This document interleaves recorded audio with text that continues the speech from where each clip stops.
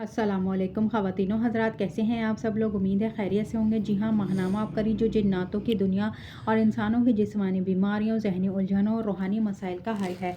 आज इसमें टॉपिक लिया है जिन्नात के पैदाइशी दोस्त है। ये एक ऐसे शख्स की सच्ची आप बीती है जो पैदाइश से लेकर अब तक औलिया जिन्नात की सरपरस्ती में है। इनके दिन रात जिन्नात के साथ गुजर रहे हैं।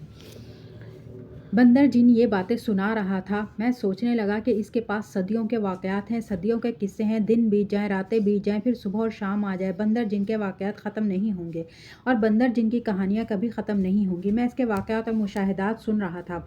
बंदर जिन ने और बहुत वाक़यात सुनाए। जो इस दफ़ा इस जिन से मुझे सबक मिला वो ये कि कब्रिस्तान में बाकायदा जिन्नात होते हैं जो लोगों को फ़स्क व फजूर, गुनाह, बदकारी की तरफ माइल करते हैं और जो लोगों को गुनाहों की तरफ उकसाते हैं वो कब्रिस्तानी जिन ही होते हैं, जिसकी वजह से लोगों की ज़िंदगी में परेशानी, बेसुकूनी, मुश्किलात, मसाइल और दुख और तकलीफ़ होती हैं। लोग इसी परेशानी, मुश्किलात, दुख, तकलीफ़ में अपनी नस्लों को बर्बाद कर बैठते हैं और इनकी नस्लें बर्बाद हो जाती हैं। इसलिए बाज़ कुतुब में यह वाक़यात आए हैं कि कब्रिस्तान में जब जाएँ तो जिन्नात से हिफाजत के अमाल ज़रूर करें। और बड़ों से बात सुनी है कि कब्रिस्तान में लोगों को जिन चिपक जाते हैं। इसकी बुनियादी वजह वो शरीर और शैतानी जिन्नात हैं।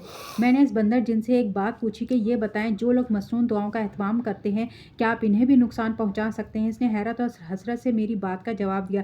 कहने लगा, इनको चाहते हुए भी हम इसका कुछ नहीं कर सकते और चाहते हुए भी हम इन्हें नुकसान नहीं दे सकते। इसकी वजह है कि इन लोगों के साथ एक हिफाजत का निज़ाम होता है और वह हिफाजत का निज़ाम हम चाह कर भी नहीं तोड़ सकते।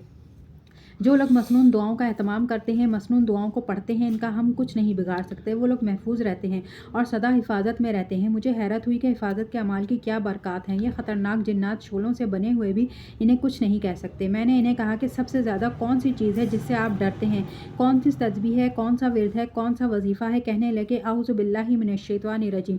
हमें बहुत डराता है। इस लफ्ज़ से हम बहुत खौफज़दा होते हैं और बहुत खौफ खाते हैं और इस लफ्ज़ की वजह से हम थरथरा जाते हैं। हम खुद आग से बने हुए हैं, लेकिन इस लफ्ज़ की जो ताकत, हैबत, क़ुव्वत और कुदरत है हमेशा हमेशा हमें डराती है और हमेशा हमें खौफज़दा करती है। मुझे इसकी बात सुनकर बहुत हैरत हुई कि इसकी बात में क्या ताकत है, क्या तासीर है, क्या वज़न है। और मुझे एक एहसास हुआ कि ये लफ्ज़ जिसे हम खुदा नख्वास्ता कोई अहमियत ही नहीं देते, ये लफ्ज़ जिन्नात के यहाँ कितना भारी और हमारे यहाँ कितना हल्का है। मैं इस बंदर जिन की बात सुन रहा था। मैंने दिल ही दिल में सांस रोक कर औज़ु बिल्लाहि मिनश्शैतानिर रजीम पढ़ा तो एकदम कहने लगा, ये क्या किया आपने। मैंने कहा, क्या हुआ। कहने लगा, आपने वो चीज़ पढ़ी जो मैंने अभी बताई है। कहने लगा, मैं एकदम हिल कर रह गया हूँ और एकदम ऐसे हुआ कि मैं ख़त्म हो जाऊँगा, मुझे आग लग जाएगी। आप ऐसा ना करें, ये ना पढ़ें। मुझे एहसास हुआ कि मैंने जो कुछ कहा ठीक कहा था, क्योंकि मैंने नक़्द इस पर आजमाया था। मैं इसकी बातों से बहुत मुतासिर हुआ और मुझे इस दफ़ा जो जिन मिला खूब मिला। इसने मुझे बहुत सबक दिया। मैंने इससे दोस्ती इसलिए की थी कि ये जिन मेरे करीब आएगा, फिर इसके ईमान, इस्लाम और हिदायत का अल्लाह के ख़जानों से ज़रिया बनवाऊँगा कि अल्लाह इसका दिल बदल दे, क्योंकि बड़ा सरदार था। इसकी बेबहा राया जिन्नात थी।